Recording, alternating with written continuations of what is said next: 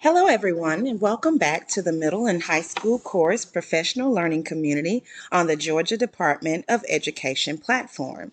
This platform was created for educators to collect, collaborate, and support one another. Be sure to set up your notifications to your liking and check back to engage in discussion as often as you wish. Please share this platform with your colleagues so that we may continue to grow and share beneficial information specific to middle and high school choral education. The more colleagues active yields more opportunity for us to share and grow from one another. I'm Brandy Dent, and I will be your virtual PLC lead for middle and high school chorus. Today's webinar is about the Georgia Standards of Excellence and how it plays out in the choral classroom. Please check out our previous webinar about understanding the GSE for more information about those particular standards. Of course, just a recap, we do have 4 artistic processes that you'll see in your standards of excellence. Those processes are creating, performing, responding, as well as connecting. Now, performing, of course, is when students sing and play instruments and move and dance. Creating is more to compose, improvise, and create rhythms. Responding is like to reading and notating, evaluating, listening, and describing music. And of course, connecting is putting it all together, connecting those students to music, arts, and other subjects such as history and culture of other students. Again, I want to review the course numbers and descriptions because you may be teaching 6th, 7th, or 8th grade, or you may be teaching the many levels of high school. Just to remind you of what those course numbers and descriptions looks like for these particular standards of excellence. And you'll also find many lessons on the Georgia Department of Education site.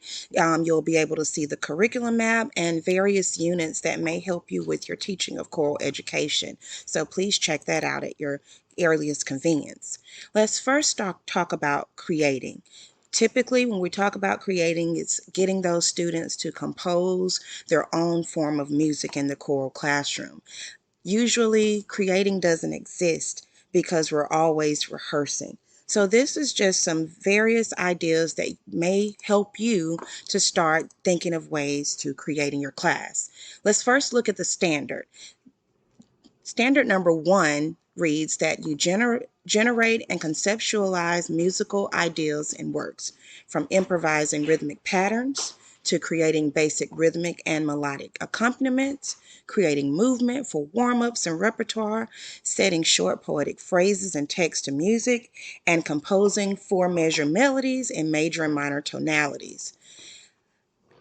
Standard 2 under creation also reads that students are to share improvised, composed, or arranged pieces and refine improvised or composed pieces using student-created criteria. And this is just an example of a worksheet that you may use to help your students with this creativity. Now, I'm starting at the lower level, which is middle school beginning chorus. You may start the students with composing a 4-measure rhythm, such as using half notes, whole notes, or quarter notes. Your intermediate chorus students may be able to compose a 4-measure melody. That may be the level that you can start them with and build on that. Middle school advanced chorus, maybe they'll create a warm-up for your students with movement. Maybe something that will help them with a particular, help them with something that you're working on in your repertoire. When you're dealing with high school beginning chorus, maybe those students could compose a melody on a poem, maybe with something they're working on in their literature or English class. Your intermediate chorus on high school level could also create warm-ups with movement. Those would be warm-ups that will be beneficial, again, for the repertoire that you're working on to help with the various techniques that you may be using. And your advanced chorus students may improvise a melodic pattern in minor tonality. This is something that may be a little more difficult, so an upper-level choir could create this. Now let's talk about performing. Performing standard number 1 for middle school intermediate chorus reads, analyze, interpret, and select musical works for presentation. Well, you could utilize rhythmic and melodic system to read and sing music appropriate to abilities such as solfege or numbers. Identify and describe music vocabulary and symbols representing tempo, meter, dynamics, articulation, phrasing. So there are so many different ways that students can analyze and interpret music by using the musical vocabulary. Notate rhythms and melodies from oral examples utilizing a dictation method, and read and notate music using available technology. Then we have standard 2, where the students are to demonstrate appropriate posture and breathing techniques, identify basic vocal anatomy, aspects of vocal range and tone, aspects of vocal change as reflected in physiological changes affecting range and tone, demonstrate pure vowel sounds, and utilize oral skills to match pitch, improve intonation, and sing with attention to ensemble, balance, and blend in one or more vocal parts.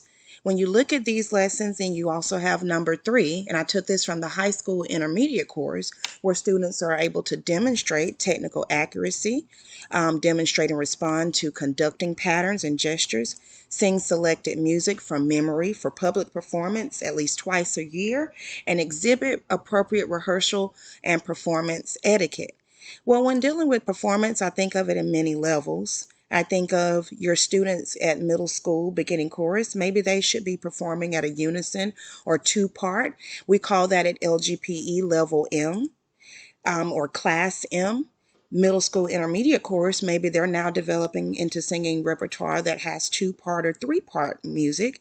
Once again, at LGPE level, this is still considered class M. For your middle school advanced course, maybe you want to encourage them to try for 4-part. Maybe you could take them at class MD, which is the middle school class D level for high school, or for the lower level high school performers. For your high school beginning chorus, maybe they can start with 2-part repertoire and perform at class D level at LGPE. Your intermediate course, 3 or 4-part, going in class B or C. And finally, your class A would probably be your advanced course, where they would have divisi parts and maybe perform and sight read music at the class A level. So these are just options. Our next option is responding. You'll see these lessons or these standards in your Georgia Standards of Excellence. High school advanced course reads to perceive, analyze, and interpret meaning in musical works. And I'll just allow you to look at those standards.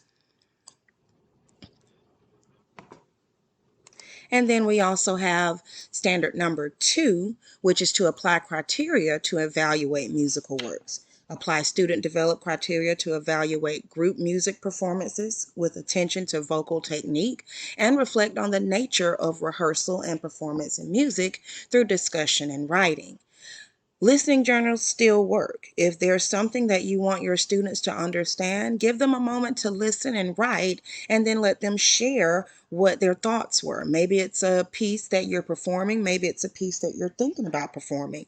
Allow them the time that they need to listen and express what they hear. And of course, discussion. There's nothing wrong with getting the group together. You can use technology to where they're in multiple groups, or maybe they're in pairs, and let them discuss the music, and you lead that discussion. Guide them in what you want them to pick out from that repertoire. These are some examples of what responding for your students could look like. For a middle school beginning chorus, they are responding to maybe a particular form that you gave them to audition for 6th grade honor choir. For a middle school intermediate course, they're getting ready for all state level. So you should show them that score sheet and allow them to respond to their peers, maybe it be in sight reading or singing a solo. For the middle school advanced course, they're now getting ready to sing in more choral performance settings. Maybe they should see the large group performance evaluation judges score sheet, and they're able to articulate performances based on those categories. Your high school beginning level course, or maybe even your middle school advanced course, you may use the judging score sheet for solo and ensemble, where they're able to evaluate each other based on smaller groups, singing in quartets or singing in duets or trios. The All-State Reading Course is a wonderful way to start getting your intermediate course ready for more upper level type evaluations.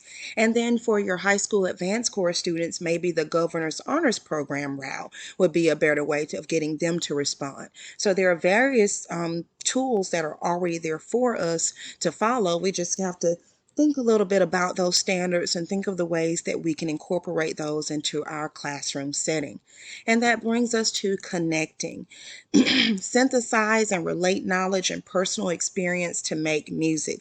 Discuss how a musician's interests determine how they create, discussing how music relates to personal development and enjoyment of life, and demonstrate literacy skills through reading and discussing musical settings of varied literature. And of course, relating musical ideas and works with societal, cultural, and historical content to deepen understanding. And this is taken straight from the Georgia Standards of Excellence.